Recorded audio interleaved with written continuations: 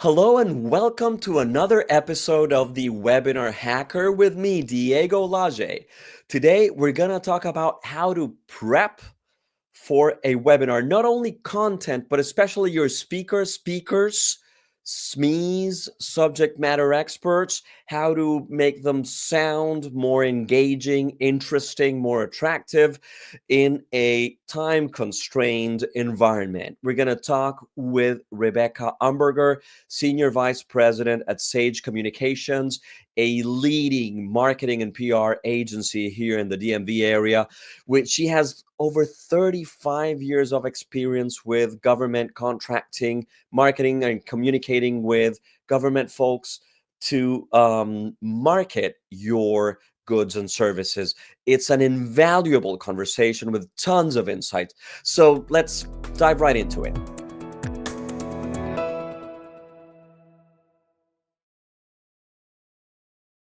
Rebecca, great having you. Thank you for joining the Webinar Hacker. It's great to have you and have 35 years of experience in this field available to our listeners and viewers. Thank you for joining.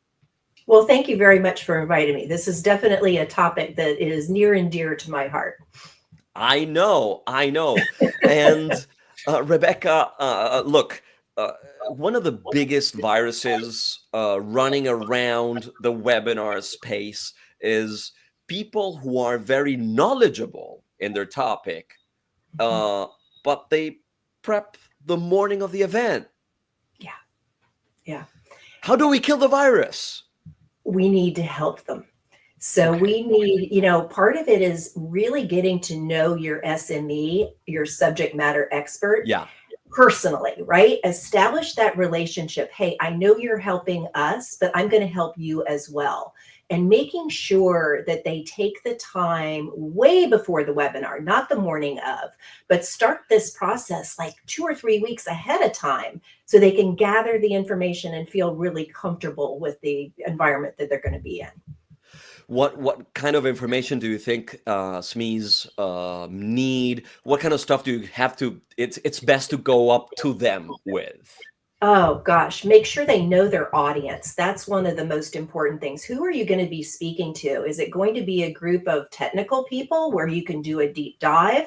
Is it going to be a C-level or director level audience? And if that's the case, it needs to be more thought leadership driven and just making sure that they know. And very often it's both, right? So if you've got both, do not do a deep dive into technology. Keep it higher level. And then towards the end, put a few little technical nuggets in it, but very much know that audience and talk directly to them.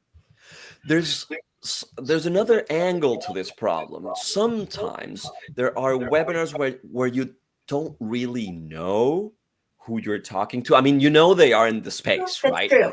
Mm-hmm. But sometimes I've hosted webinars where we don't really know who they are, right?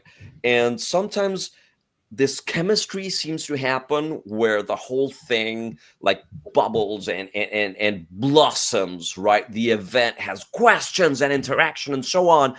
Mm-hmm. And sometimes the same speaker given a different event in a different event does not create the same reaction.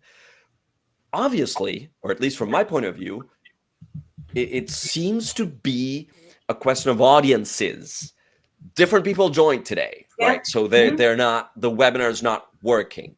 Do you have any suggestion? First, like for when you don't know and you need to address a wider audience and you don't know if you have like the top C-suite decision makers, the best guys, the guys you really want to talk to, or you have technical guys who are really important when your service products, whatever, will be addressed in meetings and they will actually put in the good or the bad word on what you're working on. How do you have any strategy to try and tackle both? I do. And a lot of that will come from the third party organization that is actually putting on the webinar. We're the ones who are coming up with the topics 99% of the time. It's the marketing people in the background that say, we want to get onto your show and here are the 3 points that we want to get across. If we as marketers aren't getting that information to our SMEs, shame on us, right? Because Yeah. we are being prepped by the third party, and we're telling the third party, what direction we want to take on the webinar. This is the audience that we want to address. This is the level that we're going to keep it at. And these are the 3 points that we want to get across. So it's really important. Again, it gets back to that prep, making sure that your SME knows what we're talking about. So then if they know what we're talking about, it can be to a C-level audience. It can be to a technical audience. It could be to people in between. They're delivering what we expect them to deliver, so they shouldn't have to worry about the audience, I guess is the best way to put it. Wow, great. Now you're talking about the main points that we need to address, right? Here is like, we normally speak about a list of points or how many do you think they should be? 1, 2, 3, 4, 5? Where do you stand? I think generally 3 is good enough. Some people like to go into more detail, but if your webinar stops at 30 minutes or 35 minutes and you've gone through those 3 steps that you really wanted to get across, 30 minutes is plenty of time. Don't feel like you have to force yourself into 45 minutes or an hour. Leave time for question and answers. Let them go have 20 minutes back in their day. But, get through those points, reiterate them at the end, and be happy that you were able to deliver your message succinctly. Great. And when creating these points, these lists, is there anything you think about? What kind of elements are in your head when you're writing these or planning them together with a SME? The SMEs are usually out in the field, right? They're the ones that are working directly with the clients. They know what their clients' missions are. So whatever you're producing when you're working with a public sector audience, you need to tie your content into their mission and what they're doing for their real world job, right? So I like to rely on the SMEs taking their experience in the field to help me produce these questions so that they can be relatable to the audience. I get it. And one important point here that we spoke about in the past is storytelling, right? Because you want to say what you want to say, but in media we have this old adagio that says, show don't tell, and storytelling is actually showing, not telling, right? How do you suggest we should weave stories? Which stories? What kind of storytelling? What kind of structures do you like? How does that look in your world? Yeah, well, back in the day, we could actually mention the agencies that we were supporting, but you can't do that now. So it's really important to take stories about what you're doing in the field and anonymize them, right? Make sure that you just tell the story without saying that this was this branch of the US Air Force doing such and such, right? But tell the story from their perspective, and tell a story that's broader than just one particular agency, but something that will resonate with maybe a broader part of that organization, not just a particular command, but it would go, and I say command, it could be agency, organization, whatever, but make it broad enough, but tell it through a story of what you're doing with your clients and what were the lessons learned, and talk about, what were what were the things that went wrong? What were the things that went right? What were the final results? We don't talk about a return on investment, but we talk about a return on the mission, right? What did we do to really meet that mission's needs? And that's going to be critical to anything we talk about when we're addressing the government audience. Yeah, and there's always, and I have it all the time. How much is too much? How much is too little storytelling? In your opinion, how do you feel it? I like to do more storytelling rather than less storytelling, because I think it sparks interest. You're not being talked to, you're becoming part of that story by listening to it. You have a visceral reaction, and then you can actually relate to oh my gosh, this company can actually do that. Oh gosh, I was having that problem a month ago and it took me 10 hours to try to figure something out and I was never able to figure it out. Maybe I should contact them and see what they could do to help me. I see. So that is a big chunk of what you're doing, right? Telling Mhm. them how you solved it, how you um just to close it off, the previous Right. questions and these questions. How Mhm. do you suggest weaving in the two, three messages, key messages that you have decided that will be the center of the center of the topics you'll address in the current webinar event Mhm. with the stories? How do you Yeah. balance that? How do you make that work? I often work directly with the third parties, the people who are asking the questions to make Oh, sure that, and we always, always, always do a dry run. Don't go out and just try to wing this. Make sure that you know that the SMEs know exactly what questions are going to be asked, that they know which stories go to which questions. Be prepared. Take that time to tell those stories over and over and over again in your head so that they just roll off your tongue. And it's really marketing's job to make sure that your interviewer is set up with each one of those questions and ask them appropriately. And really, the marketing people are on the back end in the backstage, and we'll very often have to say something to the people who are interviewing them. Hey, this is the question that we want to have asked. Make sure that you reiterate that with the person on the other end, just to make sure it's clear. moving on to the next topic. I know, I mean, this is one of the parts, one of the taboos that few people talk about. How you should look during Mm, an event, right? Um, from clothing to background to everything mhm. else. Yeah. How do you prep that? Because it takes a lot of tact to tell someone that shirt doesn't work, right? I'm really good at that tact thing, and I Tell me think if more. it in marketing, you really need to prep. They expect you to prep them, right? They Yeah. want to hear if they're looking not disheveled necessarily, but they want to know, hey, straighten your tie, Oh, by the way, that color isn't exactly the right color for you, for example. I might even tell them, hey, wear red, show up a little bit more when you're presenting. You can dress business casual. People are getting away from the coat and tie thing, but they're wearing Yeah. nice button down shirts, Fortunately, or women are fortunately, wearing sweaters instead of jackets. I don't recommend t-shirts. I shy away from t-shirts, exactly. But but if they've got a collared shirt on with their, especially with their logo on, that's perfect, right? You're helping brand your company. You're looking professional. So I just think they expect that from us. And if we don't give that to them, shame on us, right? We want them to put their best foot forward. And yeah, no, no, go on, please. well, we also have to make sure that they're speaking clearly, that they know their subject very, very well.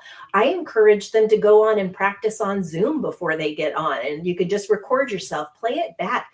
Make sure your pacing is proper. Make sure that you're not pausing in the wrong spots, and make sure you really you embrace the story, like I mentioned earlier, and be confident and engaging. So don't just talk, don't look at your notes, look at the camera and engage with your audience and have fun with it, right? Just Yeah. try to get out of your head, because we all live in our head. I live in my head. We all live in our heads, and it's hard to do that. So just taking that time to prepare is so important, and have somebody practice with you if you can. Wow. For marketers trying to help, probably what usually happens is that your SME, your expert, is probably higher up in the food chain, in the corporate food chain, than you are as a marketing specialist.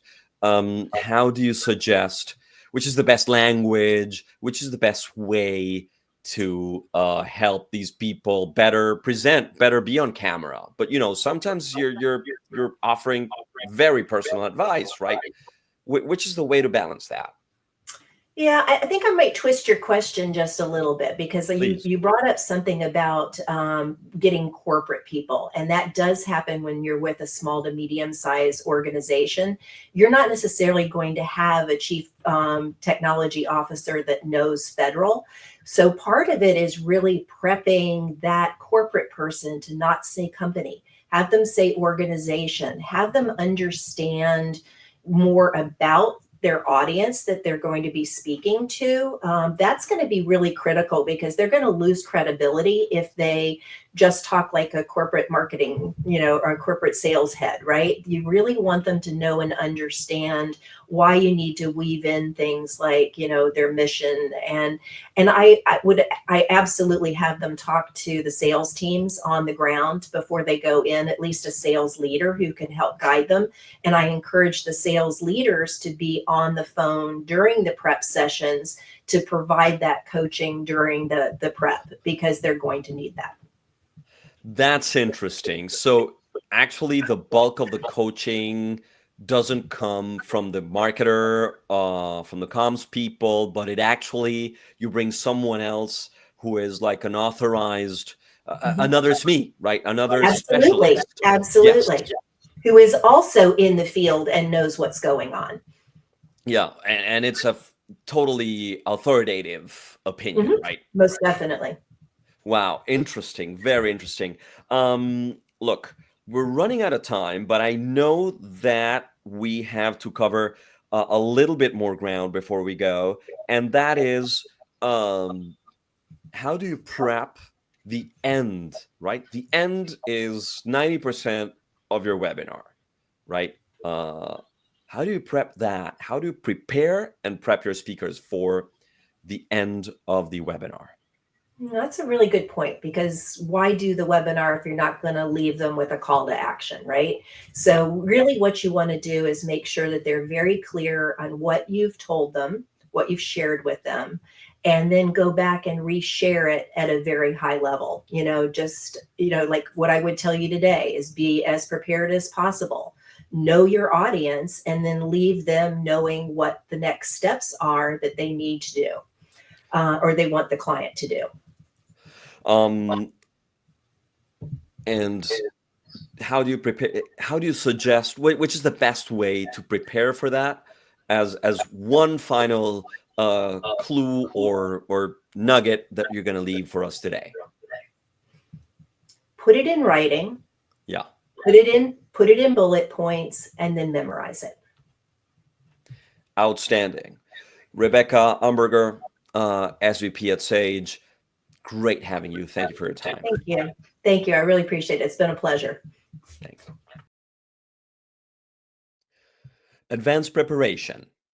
Subject matter experts, or SMEs, should start preparing 2 to 3 weeks ahead to ensure they gather relevant information and understand the audience. Audience centric content. Tailor content to suit the audience's profile, balancing technical details with thought leadership and relatable storytelling. Impactful delivery. Maintain professionalism, engage through storytelling again, and conclude with a strong call to action and clear key takeaways. And that was Rebecca Umberger, Senior Vice President at Sage Communications. So always leave something else for your audience to do. And that's exactly what we're going to do now. What else to do? Comment, like, share, subscribe, follow, and be part of this community because webinar hacking happens better in a group. See you next time.